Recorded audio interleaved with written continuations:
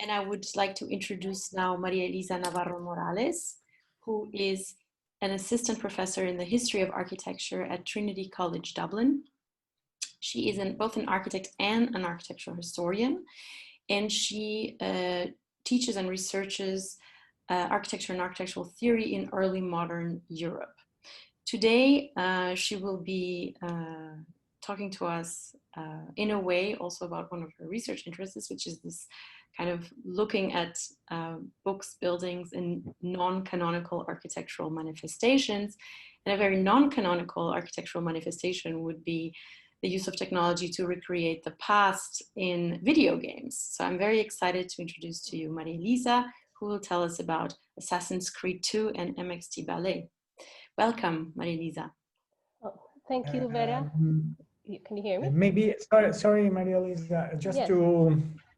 We forgot to mention that we were thinking to not have the pause that was on the in the plan. So because we have seen some of the lecture were a little bit longer, and so try to save some time, just to make you more comfortable.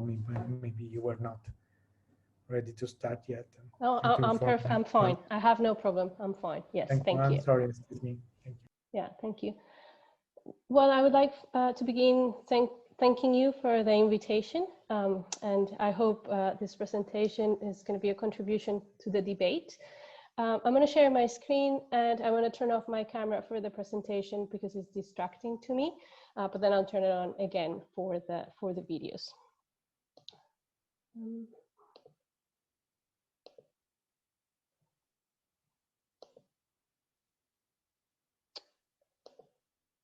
Okay, can you please let me know if you can see my screen? Yes, perfectly fine. All right. Between the years 2008 and 2010, I was involved in two projects where technology was used to play with the past. Between 2008 and 2009, I worked as a consultant for Ubisoft in the video game Assassin's Creed 2. And between 2009 and 2010, I was part of a team of research assistants working in the culmination of a research project directed by Professor Alberto Pérez Gómez called the AutoCAD Ballet. This project explored the possibilities of using technological tools to establish a meaningful inhabitation of the material world.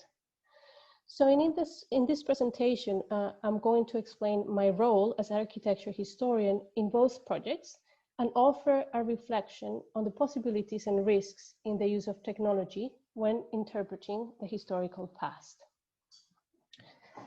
So as you may already know, Assassin's Creed is the story of Desmond Miles, a barman descendant from the ancient order of the Assassins, who were the enemies of the Templars.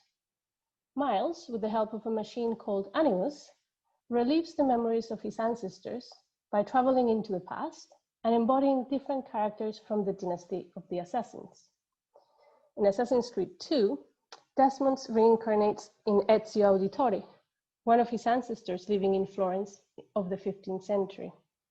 His mission was no other than to kill Pope Alexander VI, leader of the Templars, and to recover the Apple of Eden. The apple and the papal staff open a vault that takes him to the first human civilization, the Homo sapiens divinus, who created and later slaved human beings.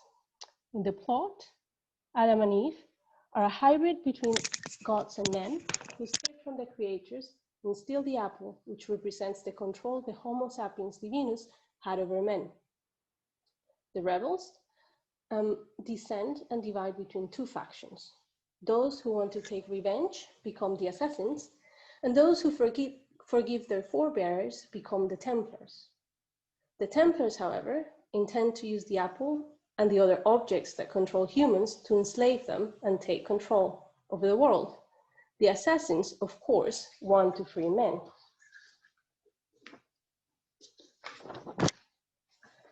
Assassin's Creed 2 takes place in Italy in the 15th century, and the places, plot, and characters are a mix of history and fiction.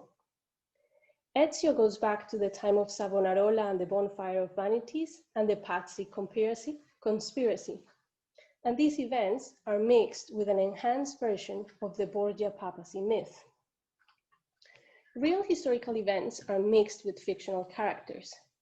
In the Patsy conspiracy, Rodrigo Borgia and the Templars are planning to take the power from the Barbarigo family, which is a Venetian clan. In a similar way, in the imaginary Battle of Forli, Caterina Sforza, Duchess of Forli, who was a brave defender of her lands, fights on the side of the assassins against Rodrigo Borgia as the head of the Templars. In the same way that the plot is a mix of history and fiction, the places where these events happen are half historical reconstructions, half fiction. The cities that appear in the game are based on Italian cities in the 15th century, where landmarks are combined with imagined buildings. Architectural landmarks are represented with different degrees of historical accuracy and are the place where fictional events involving fictional characters take place.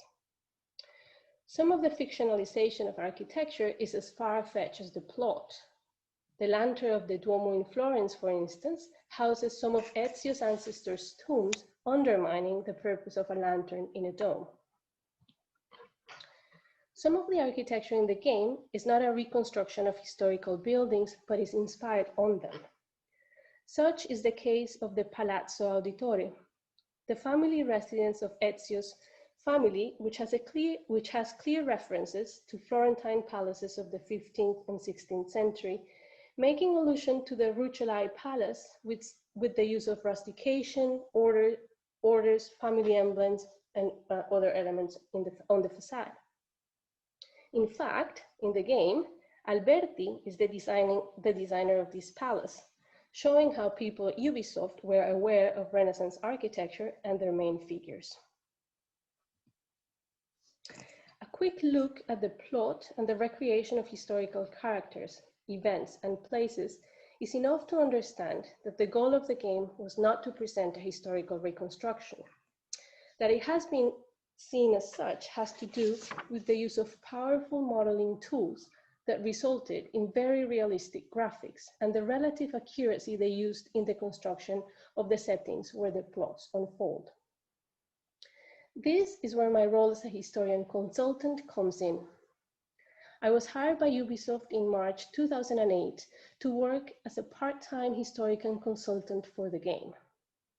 My role in the game was to help in the construction of characters and scenarios by providing information on general history, architecture, material culture, and social practices. The first thing I did was to prepare a series of lecture-like presentations to introduce everyone working in the game to the historical period they were working with. In an improvised lecture room and with people from the video game industry as audience, I gave a couple of talks on Venice, Florence, and Rome at the end of the 15th century. After that, collaboration dynamics were very simple. My work consisted in responding to specific questions people in the team had about different aspects of Italy in the 15th century. It is important to consider, though, that in 2008, the internet was not what it is today, and that inquiries of this type were not easily answered through a Google search. Answers to these questions came mainly from the existing scholarship on the topics, museum collections, and paintings. The role of painting was central to the research. While working at Ubisoft, I learned how portraits and paintings celebrating events in the city are a valuable historical source. Contrary to what people imagine, it was not a very glamorous job, and the tools were very basic. Every week, the team at Ubisoft will give me a mandate with questions, and I will go to the university library at McGill, where I was a PhD candidate, and look for the answers. Then I will create a mundane Microsoft Word document with text and images where I described as well as I could the things they asked me to research. Compared to the game engines Ubisoft was working with, the kind of documents that informed their designs were incredibly basic, and it was the talent of concept artists that transformed the scanty and poorly illustrated information I could find at the time into the glossy and sexy images we see in the video game. In Assassin's Creed 2, as in any good video game, gameplay that dictated decisions made when designing and building the cities and architecture of the game. To have enough elements on facades to climb on was more important than historical accuracy. Some people have criticized the lack of accuracy of certain elements in the game, failing to understand that Assassin's Creed 2 targets the general public, and therefore the level of accuracy had to be weighted against being able to recognize the cities in the game. In the same way that historical accuracy was relative and depended on gameplay, Assassin's Creed 2 was never intended as an educational tool. The game has an encyclopedia-like component called the bonus database, where players can learn about historical events, characters, and buildings in the game. Yet, as the name explains, this information is not essential for the player to complete the game. This database is appealing to players with historical curiosity, but I imagine for many it is not appealing at all. It is important to consider that this database is part of the game, and as such, it includes in it real as well as fictional buildings, events, and people.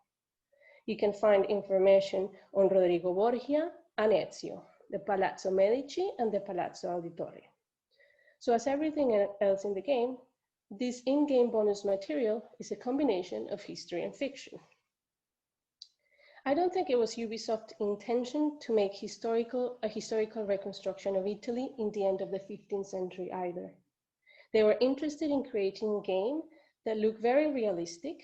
They had the tools to make a game that looked like if you were playing inside a movie. And they wanted to be relatively accurate, but I don't think they had either a historical reconstruction nor an educational project in mind. They knew they had very powerful game engines at the time and wanted to take advantage of them. They hired me to help in the construction of the elements in the game with some degree of accuracy, and they wanted to produce a game that was attractive and would sell because it had an intriguing plot and beautiful environments and characters, which they took from the history of the Italian Renaissance. Once the game was finished, Ubisoft realized the potential to market Assassin's Creed as a game with an educational component. Over time, as game engines evolved, it allowed them to include more detail and model bigger cities. They hired specialized historians and developed their games with higher historical accuracy. They started to incorporate educational tours where the game element is removed and one can walk around the different places learning about them. In their most recent version, there is an educational tool that can be implemented in the classroom. Assassin's Creed's success reveals the problem of using highly developed graphics for recreating historical environments. The temptation is to produce an image so precise and finished that it's difficult to imagine things being otherwise. Different from the ambiguity of history, the game gives you a ready-made image of the past. I would argue the reduction of the past to ready-made images take away the curiosity necessary for genuine learning and replaces it with answers and rewards which are inherent to video games. If you look at the graphics in Assassin's Creed, the past is idealized. It is always sunny, everything is clean, everyone and everything is beautiful. Yes, there is information on wars, famines, and pandemics, but even these are aestheticized. You hear a soft female voice tell you about distressing events while looking at beautiful landscapes and with a soothing background music. History becomes a consumer item with capitalist values at the center. It becomes an easy, fast, flashy, and ultimately banal image of something that is, in my opinion, rich, multifaceted, and complex. While the graphic quality of Assassin's Creed poses the risk of deceiving the player who may think that the way the city and the buildings are shown is truthful, the risk is not bigger than a historical novel or a period film. Despite this, in the video game are components that could be used to expand the tools of the historians, and it is in this where I think the real potential of this technology lays. The fundamental aspect of a video game is its playfulness, which contrasts with the expected rigor and seriousness of architectural historical research. If we look at the video game, it allows for an interaction between the player and the elements that make the game. In the specific case of architecture, in the game, we can play with buildings. Architecture and the city are the background of our daily lives, and with the exception of skaters and traceurs, we seldom interact with it. We don't touch buildings, let alone climb them. When the building is a historical landmark, the distance between them and us is even bigger. With a few exceptions, architectural heritage is untouchable. It has an almost sacred status. Visits are controlled and restricted. Playing with historical heritage in a video game brings it closer to the player, and I think as architecture historians, we should think about ways in which historical subjects are brought closer to the people. The city is both in real life, as in the game, a combination of buildings and inhabitants living in them. When we study the architecture of the past, we tend to isolate buildings from the experience of the inhabitant and the image of them people have. Assassin's Creed 2 presents the architecture of the city as part of a wider context, which includes inhabitants and their customs. In this sense, the game is closer to the experience of a city than a historical reconstruction that focuses on details but dismisses the experience. If the goal of historical research is to understand the built environment in the past, this understanding needs to integrate to the fabric of architecture the experience and collective memory of inhabitants. Information on the fabric can be accessed through documents, but the experience and collective memory can only be approximated by equating it with our own. An important aspect the video game experience has is that while playing, the player plays along. Players are always aware they're playing a game and never confuse the game with reality. What players do is suspend disbelief, and by doing so, experience takes primacy over reality and veracity. Contrariwise, when we conduct historical searches, we're always looking for facts that help us approximate the true status of a work at a certain time. Perhaps we should consider the hierarchy of our values as historians for a second and incorporate in our research more imaginative and creative ways of inquiring into the past. The gamer plays with the past. Why can't we?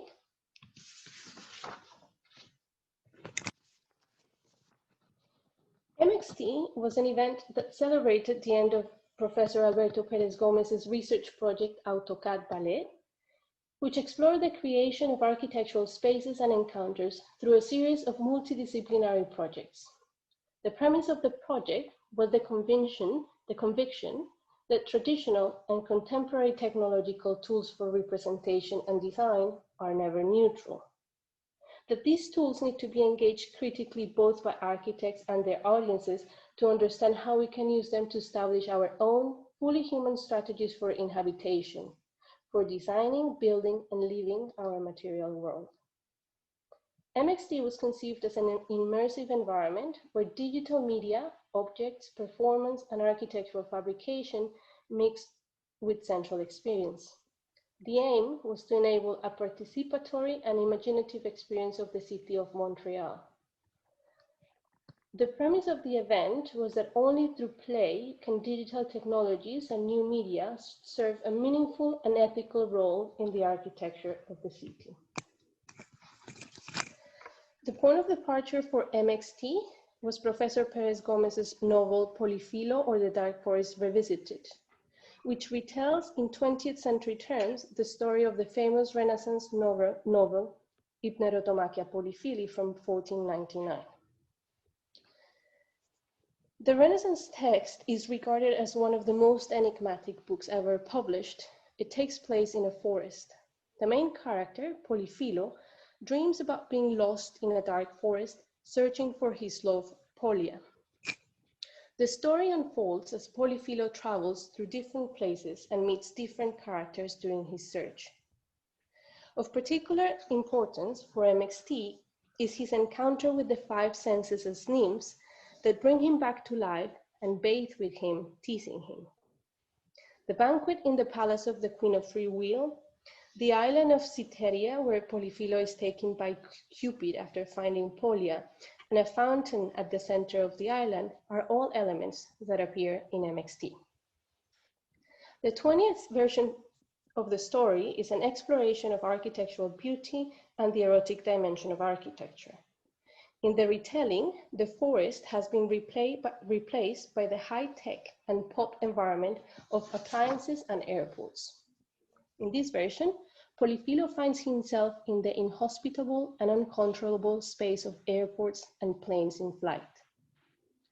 In his search for Polia, Polyphilo encounters a jungle of deconstructivist forms: metal grids, plastic domes, computer hardware, blueprints, construction sites, and paintings.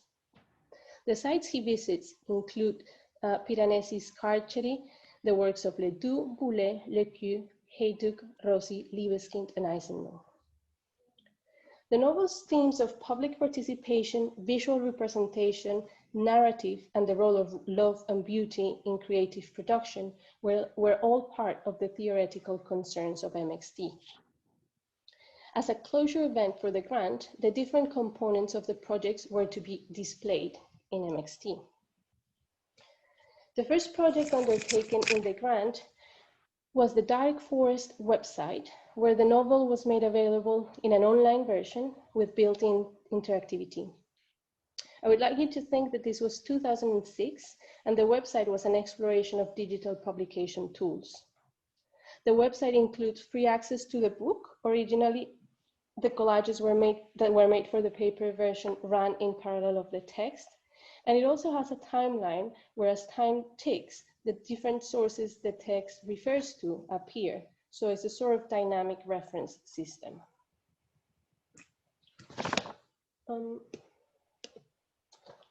The second project of the grant was Mons Island, where game editing and development software was explored to produce poetic images. In this particular case, Crytek's Sandbox 2 was used. Ortega y Gasset's An Essay in Aesthetics by way of preface. Graham Harman's Guerrilla Metaphysics, The Carpentry of Things. Claude Nicolas Ledoux Project for the Idea City of Show, and J.J. Abraham's television series Lost were all pretexts, thematic starting points, and frameworks for this part of the project.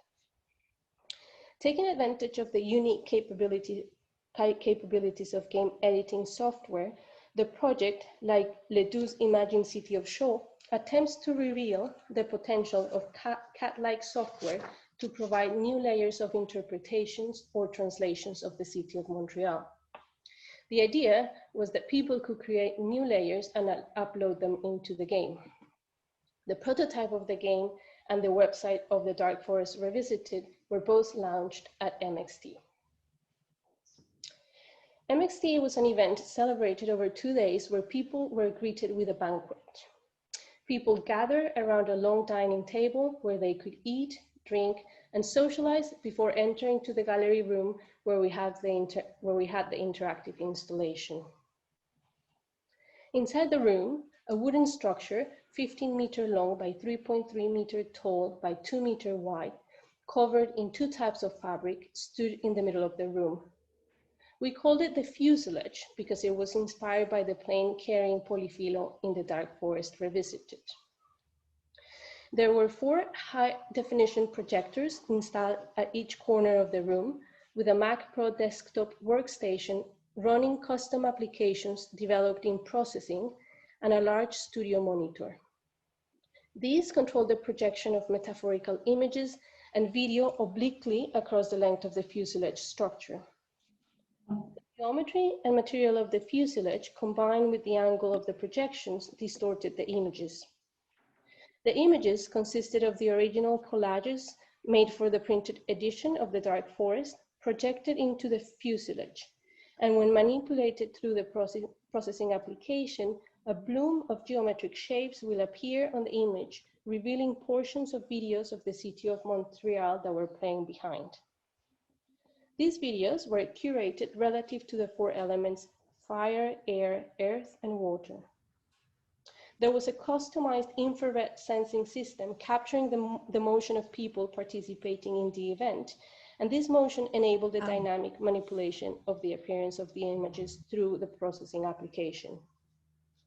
A musical piece composed for the event, which was recorded in 4 different parts and played from the corners of the room. Only in the center of the room, where the four parts could be heard simultaneously, one could hear the complete melody. In the interior of the fuselage were 4 steel stamen-like pedestals containing aromatic foods. Each pedestal and the food there contained correspond to one of the elements, and their form was derived from the corresponding Platonic polygon and solid. The pedestals were designed based on the geometric doubling of the mountain laurel flower. So for instance, the triangle of the air, which corresponds to the upper part of the pedestals, doubles into the hexagon at the base.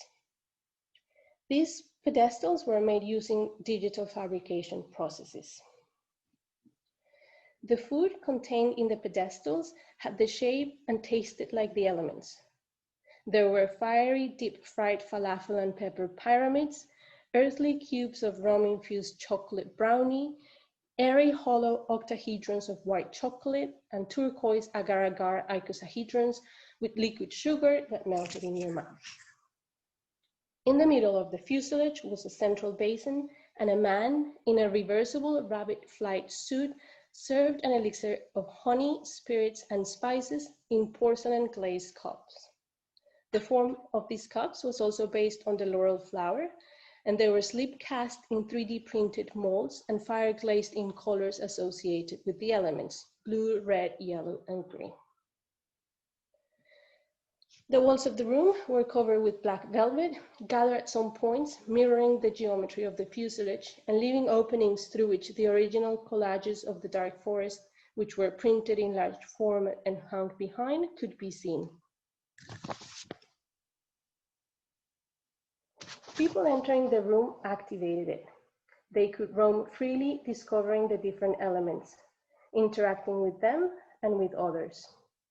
The bodies of the guests moving in the space activated through touch, taste, and vision. When people were walking around the fuselage, they could manipulate the images projected onto it. Because the fabric of the fuselage was of 2 types, white vinyl and interfacing fabric, the images projected were either clear or fuzzy. People could touch the walls of the fuselage, and when they did, the clarity of the images on the vinyl was distorted. People could see other people through the gaps of the fabric of the fuselage. When walking around the fuselage, people could manipulate the images projected, not directly, but through their motion, making the blooming figures reveal the video behind. In the fuselage, people met around aromatic foods. When arriving to the basin, they were served the Orphic spiced alcohol. Walking around the fuselage, people could interact with the walls of the rooms and pick through them into the collages. On one end of the room was the video game, and participants could play or watch people playing. MXT gets its name from mixing. In MXT, people moved around and mixed with each other, interacted with objects, ate and drank, and by doing so, they shared a participatory and imaginative vision of the city. I was part of the project since the beginning, and I worked in the concept, development, and production of MXT. The entire process took a full year from conception to completion. I was in charge of the images projected on the fuselage and the applications that controlled them. These images were made of videos and a motion-activated processing application that made the figures bloom and reveal the video behind. There were 4 different videos. Each one was a way of looking at the city and to reveal its qualities. The videos were filmed and edited by students collaborating in the project, and my role was to curate the images to make sure they corresponded to a view of the city of Montreal through its elemental qualities. But my main task was to write the computer code that controlled the processing application. This application does multiple things. It has the image of the collage moving across one after the other in a continuous image. So the application shows the images one after another and moves them slowly across the screen. Behind the image, a video plays. The application received information from infrared sensors placed on the roof of the room and activate a bloom through which you can see the video for a few seconds and then it disappears. Since the premise of the project centers around the use of tools, the idea was to experiment with them. Since I had no background at all in computer programming, I was a good candidate to test the tool and play with it. So while learning how to write code, the application I wanted to write slowly materialized. It was not a top-down process where you know what you want the application to do when you write it. It is more like as you learn how to use the tool by trial and error, you discover the potential of the tool. The journey of Polifilo in both Hypnerotomachia and in the Dark Forest is not reproduced literally, but poetically recreated.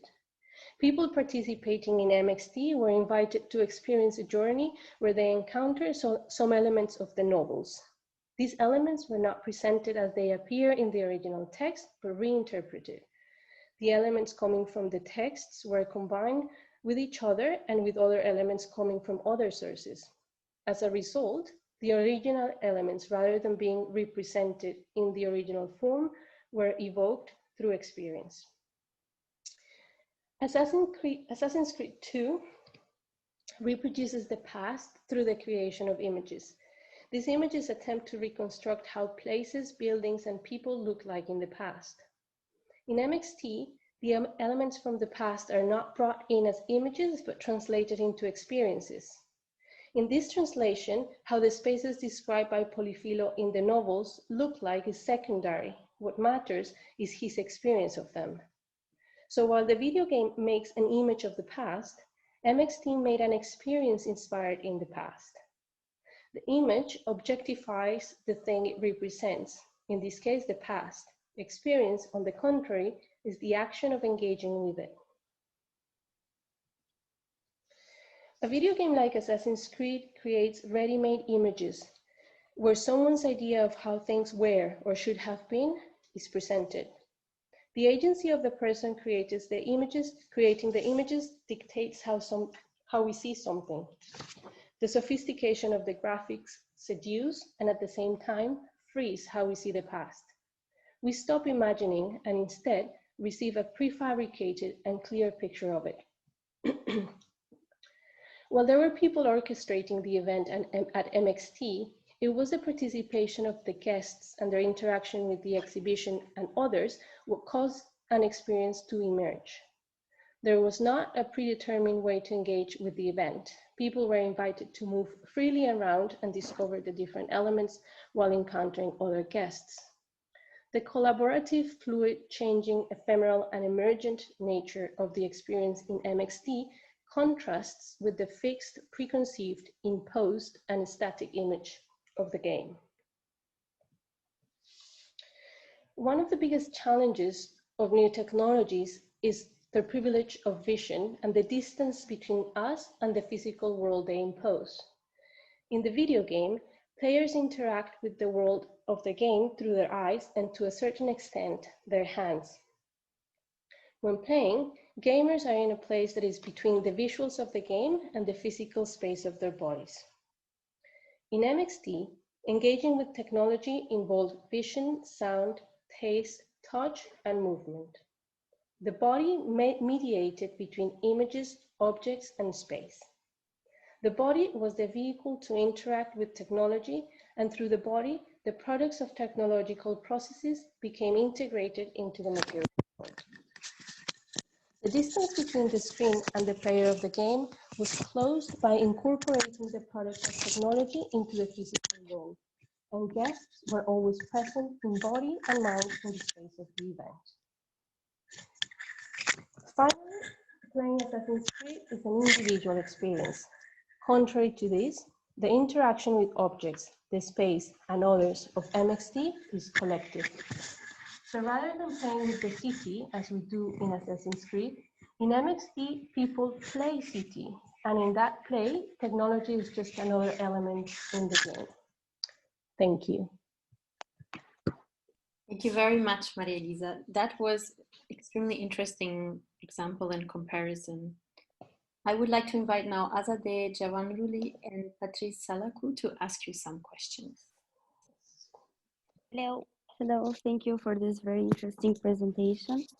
So one of the questions I would like to ask is, since these video games bring historical heritage closer to the people, can we think that this means that architecture in game can be called as a heritage, or better to say games as heritage?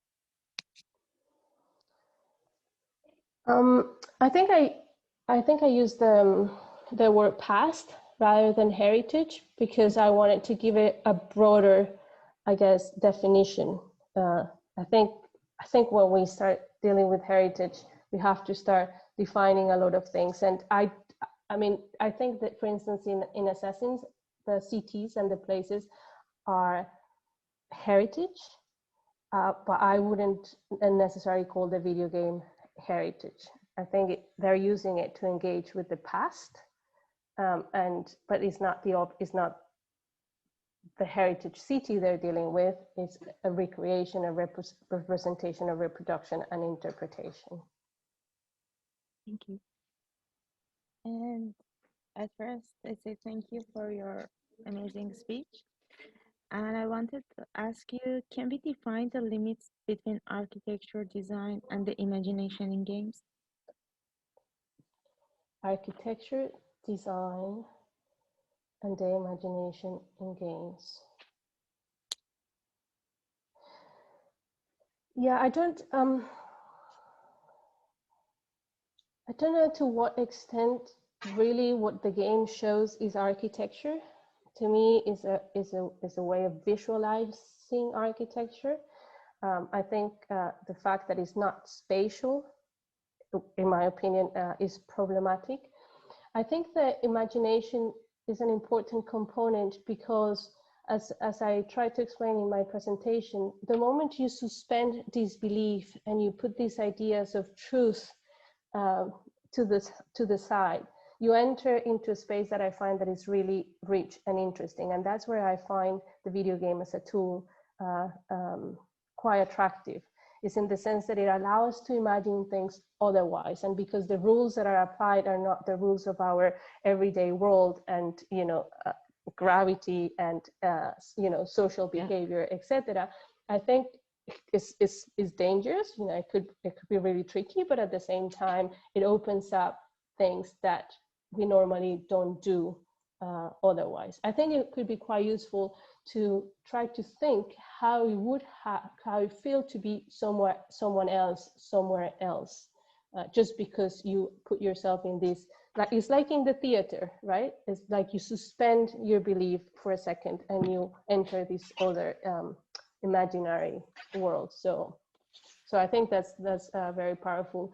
Design, I wouldn't know. I mean, the process of making the game involves a lot of designers, special kind of designer, of course, but you go from having the concept artists who are, you know, really creative people who are giving form, you know, to these things. So when you see the characters, this is an artist who imagines them first, and then you have all sorts of designers that go from 3D modeling spaces or characters to obviously game designers as such. So it's a wide range of design aspects involved in it.